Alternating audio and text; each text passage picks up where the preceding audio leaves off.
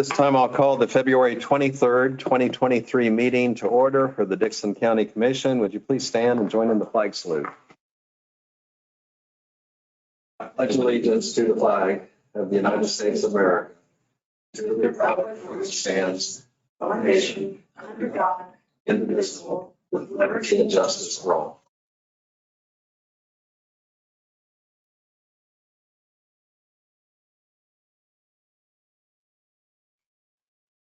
We do not have anything to add to the agenda, so I would move that we approve the agenda as written.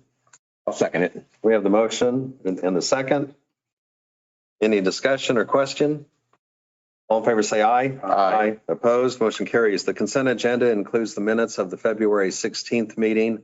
Also expenditures of $271,783.80. Nesty security of $4,168 and a hand check of $527.47. I moved it for the consent agenda. Second. We have the motion and second for approval of the consent agenda. Any other discussion? All in favor say aye. Aye. Opposed? Motion carries. Question comments, Ron? Just real quickly, I want to comment to the road department. They're out there working and sealing up some of the holes in the roads, and I sure appreciate the hard work they're doing, and note that for sure that they're doing a good job. Okay. Craig? Yes, yesterday I attended the KAC board meeting in Topeka at 1 o'clock. Dave, Paul, our legal counsel or general counsel and assistant director, was sick with COVID. So he appeared by Zoom. And if you know Jay, I mean, every time you see him, he's got a mask on. And that's the first time I've seen him without a mask in a long time when he's on Zoom. But hey, yeah. Did say that, well, we talked about in a work session that there's probably, well, in fact, counties statistically, probably about 40 to 50 bills that impact the counties, and that's not including the clerks and all the other entities that we could do. There was the appraiser from Saline County is on the KAC board, and right now at this time, there's 41 counties that don't have certified appraisers. So it's getting bigger. Yeah. We stay around today, coming back in for the North Central Regional Planning Commission in below, but zooming in on that. That's all I have, Lynn. I'll probably think something later though. Okay. Earlier today, I attended the MAC breakfast, Military Affairs Council over at Junction City. And it's kind of a community partnership with Fort Riley. There was quite a few from Fort Riley that were there. And visited a little bit with the garrison commander. And anyway, things are kind of going well. I mean, Fort Riley has a tremendous impact. One of the highlights, if you happen to watch The Voice, there was Justin Aaron that was from Junction City that made his way through the group to the quarterfinals. And anyway, he was there and sang the national anthem. Oh, wow. And oh my goodness, I wish I'd recorded it, but I mean, just he does did an outstanding job at that. And actually at the Hoover House is going to have a concert here coming up March 4th. But so anyway, here is someone that was on TV for if anyone happened to watch that. And you know, right here next door at Junction City. As Craig mentioned on the legislature, it is kind of interesting, some of the things going on there and some of the challenges of the counties. And, you know, I feel fortunate here in Dickson County. When you mentioned the 41 counties without the appraiser, I think one of the bills that's coming up there has to do with how many EMS people you would have on an ambulance. And typically, you know, we do not have, we have that handled. And you get out in Western Kansas, and if they have one person that is EMS trained, they're also required to have the driver be in the same situation, even though they aren't administering the things the same way, other than when they first get there.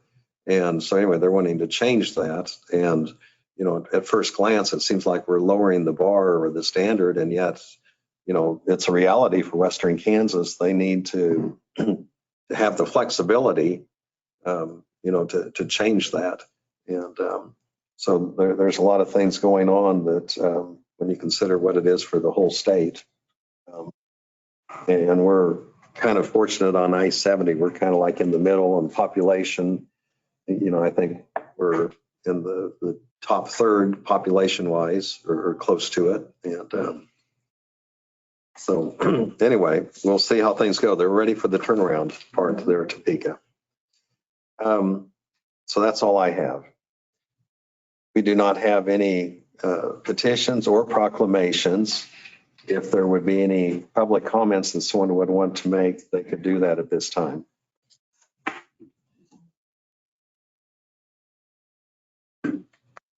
I will mention, we do not have any public comments. I will mention that earlier this morning in our work study session, we had a former county commissioner, Novak, from Marion County, and she spoke about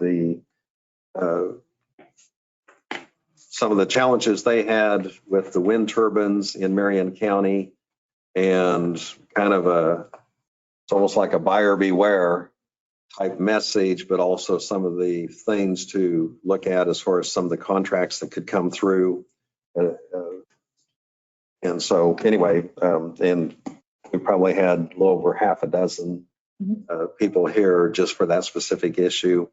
And then also we heard from JT, our IT person, and then Elizabeth Weiss was here earlier to talk about a disaster type fund that could be handled through the Community Foundation, and for Dixon County to consider that. So we're doing the research on that. Anything else? We did not have any public comments, and so we'll go to the report of county officers. Janelle? Commissioners, I wanted to let you know that the bridge at 510 800 Avenue is still projected to start on the 27th of February, the 95 working days, but they'll be closed. The Highway Department has also torn out a 20-foot structure in the 1300 block of 3600 Avenue, and that road will be closed for several weeks while they're replacing that. We do have an open position in the noxious weed department. The spray operator has submitted his resignation, so that's leaving us with one operator currently. That's going to present some challenges for us to maintain the noxious weeds, spraying of the noxious weeds throughout the county. So that's a discussion that we'll have. How we're going to proceed with that. We're also accepting applications for summer help in the Highway Department and for environmental services. This would be for mowing and flagging, and we would provide training for both of those. It's a good job for a senior getting out of high school before he starts college. You do have to be 18 years of age, but we'll start them at $14.65 an hour, which is good, and they can work for the summer and maybe earn some cash so before they start off to college. And the annual audit has started. Marcus has been working with our audit firm, Barney and Associates. They were here on Tuesday and did a lot of work, and Marcus has submitted a lot of documents to them already. So the other thing that I wanted to bring up is the quarter-cent sales tax question that we've asked the legislature for permission to put on the ballot. We have a hearing for that next week on Thursday at 9:30. So I will be in Topeka to submit testimony on that. So okay, that's all I have. And with you gone, then Marcus is going sit to in your chair. take the mantle. Okay. You aren't flying down there. You're going to drive. So Yeah. you're back. Yeah. Okay. Doug. Thank you.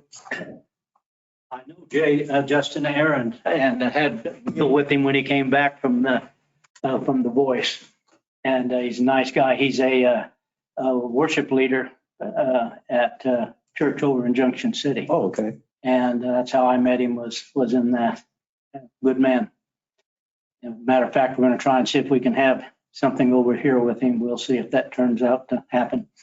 Don't have much that I've got to bring you up to date with, other than we're still working on the upcoming tax sale.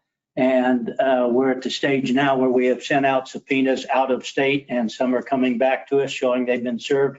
Others are coming back to us and the individual may no longer reside there. So we'll be coming up on April the 5th date, and I would encourage anybody and everybody who may be behind in their taxes to get caught up. Because come April the 5th, there will be an additional $550 added to that fee for the past due taxes. And we've had a number of people who have called and have caught up on their taxes. And so we hope that this continues so that nobody loses their property if they want to keep it. That's all I have. Thank you. Thank you. You say some come back unreceivable. Is there any process you have to go through, or have you made, Publication. I mean, like when you mail a letter certified and it comes back, is that good enough to satisfy all the requirements that you need to? Yes, yes, but we also, if they haven't been served, we do a publication in addition to. Yeah. But yeah, that takes care of it. Mhm. Thank you. You know, and occasionally, it's kind of a side note, but ties into this, you know, there'll be people that they'll say, well, they never received their notice or a tag to be renewed, or they didn't receive their property tax. And it could be they didn't leave a forwarding address, or they've moved, or it got lost in the mail, but still people are responsible for that, whether they receive that letter or not. Yeah, that's exactly right. I had one who called me last week and they said they received the notice that we sent to them. They said, well, I've never gotten a notice anywhere. And for 7 years. And I said, well, then you didn't provide a good address for them because the clerk mails them out. And so I said, you're 7 years behind. You're going to have to catch up or else you're going to lose your property. And so I'm, sorry for them if they didn't keep a current address for the clerk's office to send something, but they would have the knowledge to know that you pay taxes every year up on that property. And they maybe just forgot it. So I hope they can work through it. Sure. Saying ignorance is no excuse. Yeah. Okay. All right. It would have been that long, I'll go but with the COVID got it interrupted also. But Okay. My defense. I wasn't going to mention names. Yeah, I know. You might have someone check into that. Yeah. Yeah. I'll check my record. Okay. Under notices and communications, we have our newspaper. We get County News. It gives us an update. You may have seen also, I think you have copies of a letter for me to sign on behalf of the county for a grant application for the Sealy Mansion. And I think that's pretty much all we have. There's 3 letters. Oh, 3 emails, okay. but some are on wind farms and one of them to do with the Harrington revitalization, I believe. Okay, so we did have one here from Phyllis Visser, and it's just mentioning about how they'd received a sales pitch for a wind farm or windmill on their property, and is pointing out that in her opinion, the good farmland can be destroyed by that, and so she's wanting to make us aware of their experience with that. That's on the Harrington revitalization. The next one also on wind farms. Okay. So yes, and the third one is it's from Ryan and Lacey Foltz to reach out that they would like to let us know that they strongly are opposed to having the wind turbines brought into and constructed in Dixon County. And they're 3rd, 4th generation farming down in the area south of Abilene. And so they're in opposition to it. And then also we have a letter from Janet Wade, and that has to do with the city of Harrington preparing. They're considering some funding for tourism. And I know you had mentioned on that it's good that we're aware of it, but it's not to the step for us to consider it yet because they still, and typically we wait for some direction from the cities. Correct. If it involves a city to. I believe they'll be discussing it today. Okay. So it's just a matter of timeliness, but it's good that we're aware of it. Are there any other notices and communications? We do not have any resolutions under unfinished business. There's nothing. We'll go on to the culvert bids. for 590 3400 Avenue.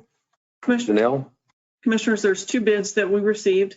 This is for a 14 gauge, 72 inch by 45 foot culvert with a T2 coating, aluminum T2 coating. We received bids from Wellborn Sales in the amount of $10,343.70 and another bid from Contact for $13,610.70. Looks like the lead time would be 3 to 4 weeks before it would be delivered to the yards and our staff would install them. So the recommendation would be for Wellborn Sales in the $10,343.70. There's just the ones when they were plating snow that they saw were damaged. I can't answer that. I don't I didn't know if you had a location where they're going to go. I believe that is correct, that they came across a couple of them, yes. I move we accept the bids from Wellborn Sale for amount, quoted, $10,343.70. as noted. I'll second it. We have the motion and the second to accept the low bid from Wellborn Sales, $10,343.70. And this is for a culvert. Any other discussion or question? All in favor, say aye. Aye. Opposed?